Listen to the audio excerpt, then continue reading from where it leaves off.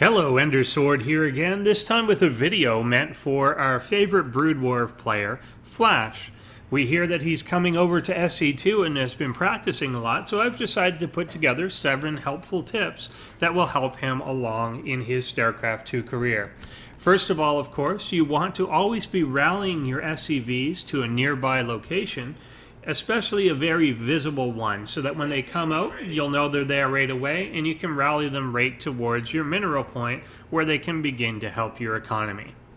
The second thing, of course, that you're going to notice that's different from Brood War is that you've got 2 gases in your base. Obviously, you don't need both of these silly gases. One of them is quite sufficient to run your whole economy, just like in Brood War. So one of the things you're going to want to do is immediately protect that second gas from builds designed to steal it from you. You've probably heard of a lot of gas steal builds where they try and limit and steal your precious gas, so just wall that right off and don't worry about that going forward. The third thing that we're going to definitely not stress enough is that Marines and SCVs attack very poorly in combination with one another. The SCVs totally get in the way of everything and they get shot by their own Marines, and it's just really a silly thing to do. So you definitely don't ever want to be moving out with just Marines or SCVs at any point in the early game, especially against a Protoss player. Because they're just going to rip that sort of thing apart. It's not like the SCVs create a wall or barrier at all. They just kind of get in the way of your Marines going forward. So definitely don't be doing that. The next thing we're going to take a look at is a neat mechanic that exists in StarCraft 2. Like the creep spread and like the pylon energy, in StarCraft 2 your units can actually only move within the circle of a sensor tower.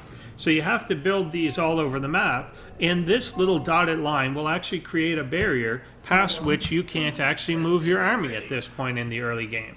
There's one exception to this though, of course, and it's a very important one. Mules. Mules are obviously meant for scouting only. It's indicated in their name itself. Mule stands for Mobile, Unhelpful, Limited Espionage. In other words, your kind of slow scouting device. The traditional scan is still in the game, but if you use it, your computer just blows up. So don't even touch it, and make sure that you're scouting with mules. It somewhat looks like they're used for collection, but they're not at all. Just forget about that. The next thing that we're going to look at is the idea that Marauders give puppies cancer. They look like heavily armored, nice fighting robots that have concussive shells and bad things that can hurt the opponent. But they don't really do that at all. Instead, they give puppies cancer and they just waste your minerals and waste your gas. So you never want to make them, especially against Protoss players or any Zerg player that's going Banelings. You don't want to be making Marauders at all. They also completely suck against Roaches, so just never get them out on the map. In terms of the technology add-ons that you can get at your barracks, the most important one is getting the Nitro packs. Nitro is really cool and it can make your Reapers go really fast. The other add-ons, such as Stim Pack, is obviously a drug and therefore bad. Concussive shells really only go on the Marauders, and again, they give puppies cancer. And the combat shields just kind of weigh down your Marines and make their aim less accurate. As we see, they clearly need 2 hands to operate the gun, so giving them a shield is just going to suck. Never do it. The next thing that we're going to look at is the idea that medevacs can actually be feedbacked or fed back. I've never entirely understood what the past tense of that is supposed to be, but they can be something. And so anytime that you go into the enemy base, particularly a Protoss player, you've always got to be aware of the fact that High Templars can simply kill your medevacs by feedbacking them and using their own energy against them.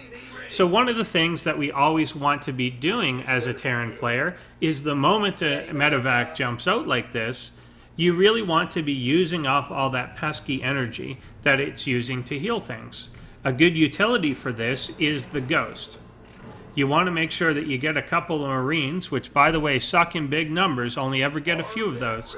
And then intentionally damage them in order to use up your energy. Once the medevac no longer has any energy left, then it is very safe to pick everything up and move it into the enemy base. The ghost should never actually leave your own base, nor should it ever use EMP, as being a Terran player, your equipment is a lot more sensitive to electronic pulses than would be, say, a futuristic race or a bunch of bugs or something like that. So just leave that back at home as you move your now safe, completely energy-free medevac out onto the map. Of course, you still have to wait for these sensor towers to go up, so be patient and don't get too many units. Never forget that rally. Now, as a Terran player, you're never going to want to expand. One is plenty, and the orbital command can actually lift up anyway, so you don't really want to be doing anything like taking additional bases. Just mine this one out completely, and then if you feel it's absolutely necessary, you can move to another location later on. But you only ever want to be running off one thing at any given time. The Reaper is obviously an excellent thing to use. It just seems cool, and it looks like it's always on fire. It's a great frontline attacker and should always be placed en masse in front of your army, particularly when you are fighting roaches, stalkers, or especially the Immortal or Colossus. Now that we've got our sensor towers in place, you should be dropping your Marines down. Make sure they always come very low health so that you can again drain all the energy off of your medevac.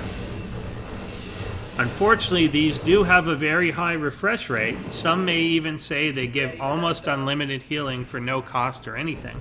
So you've got to be really proactive in actually keeping that down. Now Flash, this is what we call an Artosis pylon.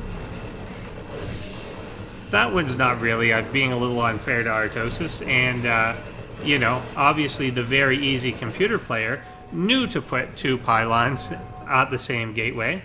But an Artosis pylon is when only one of them is powering all these structures at the same time.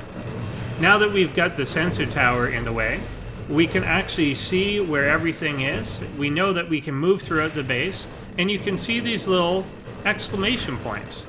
These things indicate where you're about to get a quest. As you can see, once you've broken into the Protoss front, there's really nothing else to do. And with two medevacs, two Marines should be quite sufficient in destroying an entire Protoss army, as they have unlimited health. So with these tips in mind, I really wish you the best of success in StarCraft II Wings of Liberty, and I hope that you have a great time playing, and I hope that it doesn't bore you too much to only have to use about 150 APM.